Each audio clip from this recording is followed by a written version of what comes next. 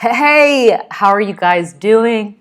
So I'm excited about this video. I am going to talk about in this video trauma from the past, and the buzzword that I'm sure you guys have heard many times before, trigger. So what is a trigger? Now, many of us get triggered all the time, but we actually don't even have awareness around what is a trigger. What is actually triggering me in the first place?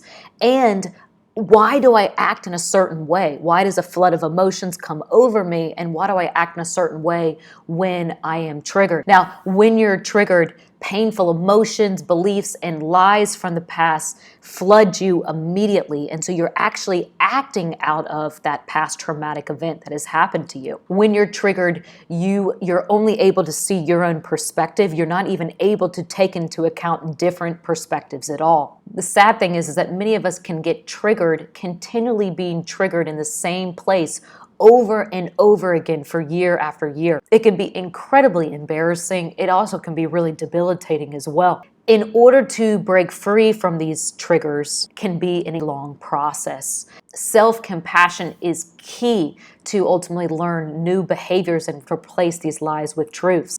However, I do want to say though that the beauty is that the Holy Spirit can actually deliver you instantly from a painful trigger as well with a powerful prayer. However, though, a lot of times it is a process, and those in-between seasons of waiting for healing can really take a toll on you. But I will say, though, self-compassion is key, because God is not surprised at all by the pain that has happened to us in the past. He's not surprised at all by our emotional response either. He approaches us with deep compassion and love in his eyes for us. See, when we are weak, he is strong.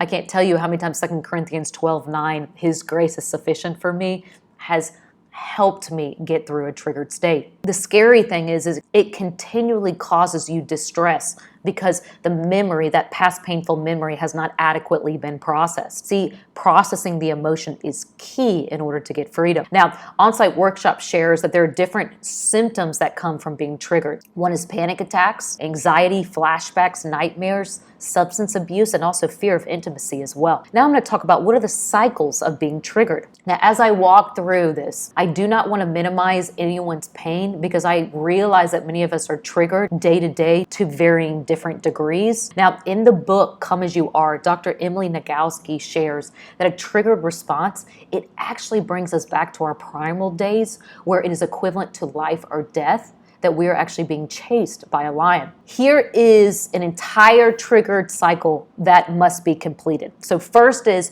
you start to feel, oh my gosh, I'm at risk. The second is then you take action. Third is, oh, I feel safe.